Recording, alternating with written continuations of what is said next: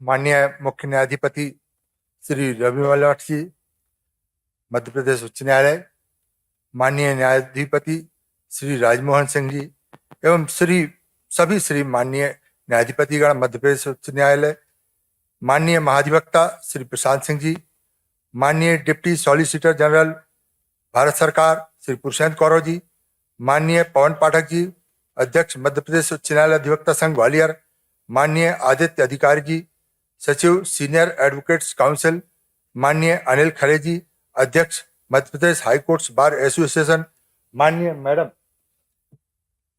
मुख्य न्यायाधिपति, माननीय न्यायाधिपति गणों के सभी परिजन एवं मध्य प्रदेश हाई कोर्ट की रजिस्ट्री के सभी सदस्यगण एवं मध्य प्रदेश उच्च न्यायालय के सभी माननीय सदस्यगणों को मेरा सादर नमस्कार। मध्य प्रदेश उच्च न्यायालय के इस महान गौरवशाली न्यायालय में आप सभी माननीय न्यायमूर्ति गणों के समक्ष मध्य प्रदेश उच्च न्यायालय अधिवक्ता संघ जबलपुर के अध्यक्ष के रूप में यह मेरा प्रथम उद्घोषण है। अतः मेरे द्वारा अपने भावों की अभिव्यक्ति के दौरान अगर मुझसे कोई भूल हो, यदि मेरे भावों से आप सभी माननीय न्यायाधीश गणों को कोई ठेस पहुंचे तो इसके लिए मैं पूर्व से ही क्षमा प्रार्थना करता हूं, क्योंकि आप न्यायमूर्तिगण दया और क्षमा की मूर्ति हुआ करते हैं, ऐसे हमें बताया जाता है। माननीय मुख्य न्यायाधिपति महोदय, आप अपने परिवार में तीसरी पीढ़ी के न्यायाधीश हैं, अतः आप में न्यायपालिका एवं न्याय के प्रति गहरी समझ होना स्वाभाविक है। परंतु मैं अपने परिवार में पहली पीढ़ी का वकील हूं और वकालत भी ज्यादातर समय जिला न्यायालय में ही की है। अच्छा, अतः मुझे कानूनों के संबंध में ज्यादा ज्ञान तो नहीं है, परंतु न्यायपालिका के प्रति आस्था एवं सम्मान मेरे हृदय एवं मस्तिष्क के कोने कोने में व्याप्त है। मैं जानता हूं कि न्यायालयों की स्थापना न्यायाधीश गणों एवं अधिवक्ता गणों के व्यक्तिगत हितों की खातिर नहीं की गई है। ये न्यायालय आम जनता को न्याय प्रदान करने के लिए स्थापित किए गए हैं। न्यायालय का मूल उद्देश्य भारत के प्रजातंत्र की आत्मा, हमारे श्रेष्ठ संविधान की रक्षा करने हेतु एवं देश और प्रदेश की जनता को न्याय प्रदान हेतु की गई है। अतः सभी माननीय न्यायाधीशगण एवं अधिवक्तागणों का यह कर्तव्य है कि देखें कि देश और प्रदेश की आम जनता को न्याय प्राप्त हो भी रहा है अथवा नहीं। माननीय न्यायाधीशगणों एवं अधिवक्तागणों की कार्यप्रणाली से आम जनता में न्याय मिलने में यदि कोई प्रतिकूलता होती है तो उसमें सुधार आवश्यक है। इस संबंध में मैं 2 पंक्तियां कहना चाहता हूं। न्यायाधीश और अधिवक्ता संविधान के मानस पुत्र, संविधान की रक्षा करना हम सबका है धर्म पवित्र। माननीय न्यायाधीश गण, मैं आपसे विनम्र आग्रह करना चाहता हूं कि जनता के साथ न्याय करने में एवं संविधान की रक्षा करने के एवज में माननीय न्यायाधिपतियों को तो आम जनता की संचित की हुई निधि से वेतन भत्ते, गाड़ी बंगला, सुरक्षा पेंशन इत्यादि प्राप्त होती है और होनी भी चाहिए।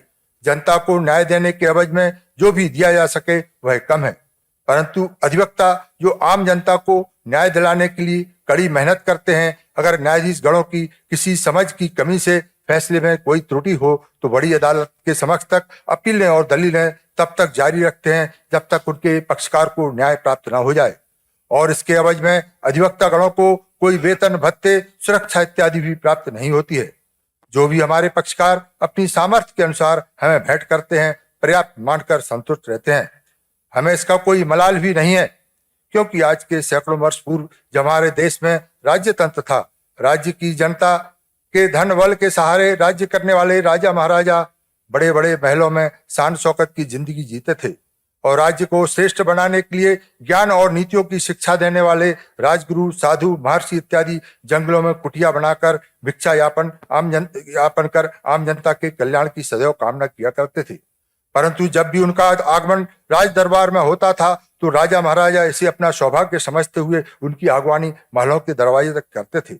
लेकिन आज के जमाने में जब राजतंत्र समाप्त हो चुका है, प्रजासत्ता का शासन है, तब ज्यादातर व्यक्तियों की पहचान उनकी भौतिक सामर्थ्य एवं शासन के द्वारा किए गए अधिकारों से ही होती है।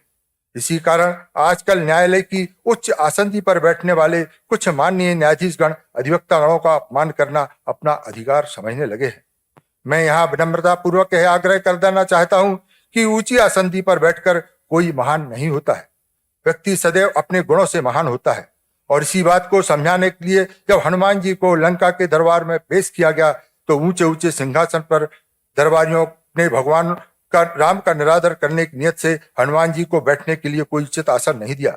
तब हनुमान जी ने भगवान राम की सामर्थ्य को समझाने की नियत से अपनी पूंछ का ही सिंहासन सारी दरबारियों के सिंहासनों से ऊपर बढ़ाकर राम की प्रतिष्ठा को स्थापित किया। अतः मैं आप सभी माननीय न्यायाधिपतियों से विनम्रता पूर्वक यह आग्रह करता हूं कि आम जनता को न्याय दिलाने आए अधिवक्ता गणों को अपने से कमतर और छोटा न जाने। वास्तव में देश के प्रजातंत्र को सुरक्षा रखने की जवाबदारी यदि कोई उठा रहा है तो वह हमारा अधिवक्ता ही है। सारा देश देख रहा है कि अधिकारी भ्रष्टाचार में लिप्त हैं और देश के नेता तो भ्रष्टाचार का मुकुट ही बन चुके हैं और न्यायाधीश गण भी नए नए कीर्तिमान स्थापित करने लगे हुए हैं। ऐसी स्थिति में हमारी बार, जो वास्तव में न्यायालयों में आम जनता की प्रतिनिधि है, वह न्यायालय की कार्यवाहियों का आईना है। अतः बार के द्वारा न्यायपालिका को यदि न्यायिक कार्यवाहियों में कमियों का आईना दिखाया जाता है तो इसे सहृदयता से स्वीकार करते हुए न्यायपालिका की प्रतिष्ठा को बढ़ाने में सहयोगी बनना चाहिए। यहाँ मैं पुनः 2 पंक्तियों में अपनी बात कहना चाहता हूँ। बार बेंच की जननी है, बार बेंच की पथदर्शक, बार बेंच पर अंकुश है, बार न्याय की रक्षक। हे न्यायाधीश गणों, आपका जन्म हमारी बार से ही हुआ है और आगे भी हमारी बार अनेकानेक न्यायाधीशों को जन्म देगी। जन्म देने वाली माता का कर्तव्य होता है कि अपनी संतानों को चलना बोलना सिखाए और हमारी बार ही न्यायालयों में न्यायाधीशों का पथदर्शन करती है। माँ का कर्तव्य है यदि उसकी कोई संतान गलती करे तो उस गलती को सुधारें। इसी कारण जब कोई न्यायाधीश गण गलत फैसला देते हैं तो हमारी बार ही उस फैसले को दुरुस्त करवाने हेतु अपील करती है। वास्तव में देश के प्रजातंत्र और न्याय की कोई रक्षा कर रहा है तो वह बार ही है। इसलिए मैं इस महान न्यायिक आसंदी के सामने खड़े होकर अपनी इस महान बार की ओर से देश के सभी न्यायालयों में ऊंची ऊंची आसंदियों पर बैठे माननीय न्यायाधीश गणों से यह करबद्ध आग्रह करता हूं कि वे अपने न्यायालयों में आम जनता के लिए न्याय मांगने आने वाले अधिवक्ता गणों का अपमान करने की भूल न करें। उनके द्वारा किया जाने वाला अमर्यादित आचरण सिर्फ किसी अधिवक्ता का ही नहीं अपितु समूचे न्यायालय का अपमान होने से असहनीय एवं निंदनीय है। माननीय मुख्य न्यायाधिपति महोदय, मैं अपने मध्य प्रदेश उच्च न्यायालय के मुख्य न्यायाधिपति के कार्यकाल में प्रदेश की न्याय व्यवस्था को सुधारने के लिए अथक प्रयास किए हैं। न्याय परिवार का मुखिया होने के नाते आपके द्वारा सुधार किया जाना आवश्यक भी है, परंतु आम जनता के हितों में किए गए कार्य एवं प्रयास अपनी कसौटी पर कितने खरे उतरे इसका आकलन आम जनता के द्वारा ही किया जाएगा। अतः न्यायालय में आम जनता का प्रतिनिधित्व करने वाली बार ही की अभिव्यक्ति इस संबंध में महत्वपूर्ण होती है। मैं अभी कुछ दिन पूर्व ही मध्य प्रदेश उच्च न्यायालय अधिवक्ता संघ का अध्यक्ष पदासीन हुआ हूँ। मैं नहीं जानता कि हमारे पूर्व अध्यक्ष ने आपके द्वारा किए गए न्यायिक सुधारों के परिणामों के संबंध में आपको कुछ बताया भी है या नहीं, क्योंकि हम देख रहे हैं हमारे चुने हुए अधिवक्ता प्रतिनिधि महत्वपूर्ण पदों पर वर्चस्व स्थापित करने के लिए पूरे जोर शोर से लगे हुए हैं। मैं मां सरस्वती से प्रार्थना करता हूं कि हमारे अधिवक्ता प्रतिनिधियों की बुद्धि में विशेष रूप से विराजमान हो सके ताकि वे अपने व्यक्तिगत हितों को त्याग कर आम जनता एवं आम अधिवक्ता गणों के हितों की रक्षा करें। माननीय मुख्य न्यायाधिपति महोदय, आपने जो भी क्रांतिकारी सुधार किए हैं हमारी न्याय प्रणाली में किए हैं, इन सब के परिणाम को आप तक पहुंचाने की जवाबदेही मध्य प्रदेश उच्च न्यायालय अधिवक्ता संघ के सदस्यों के द्वारा मुझे प्रदान की गई है। अतः आज सभी माननीय न्यायाधीश गणों के समक्ष मैं व्यक्त करना चाहता हूं, भले ही आज दिनांक को आप सेवानिवृत्त हो जाएंगे, परंतु मुख्य न्यायाधीश का पद तो सदैव ही बना रहेगा। माननीय न्यायाधिपति महोदय, आपके द्वारा न्यायालयों में पुराने प्रकरणों के निराकरण में तेजी लाने की नीयत से 25 जुड़े हुए प्रकरणों को तीव्रता से निपटाने के आदेश दिए गए। आपके द्वारा पारित आदेश सद्भावना पूर्वक था, परंतु उन प्रकरणों को समय सीमा में निपटाने का दबाव के कारण न्यायाधीश गणों ने तेजी से एक ही दिन में अनेकों गवाह न्यायालय में गवाही देने उपस्थित सम्मत जारी किए।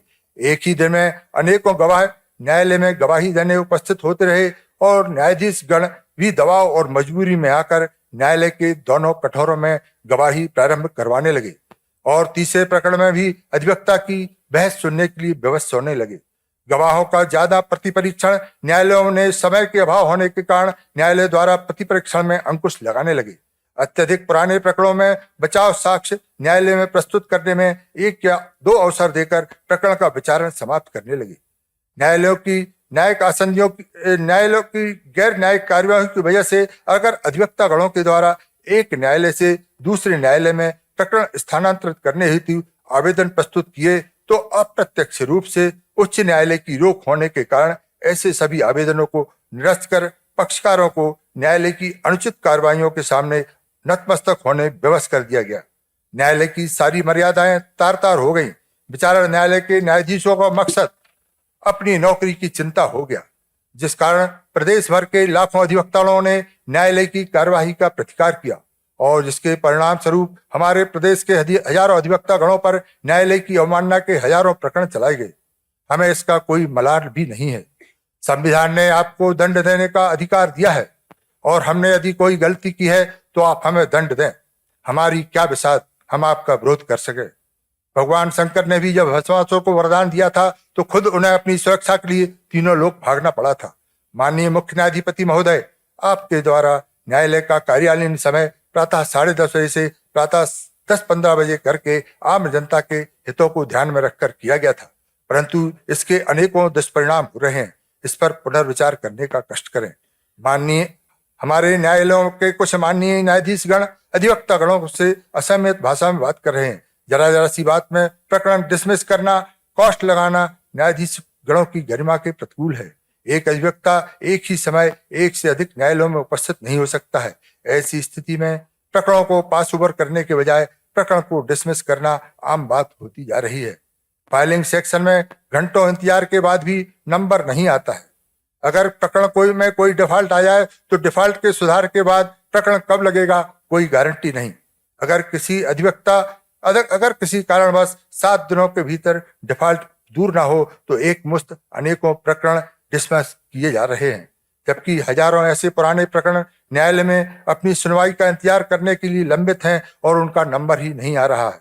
तो क्या यह नियम उचित है? कृपया पुनर्विचार करें।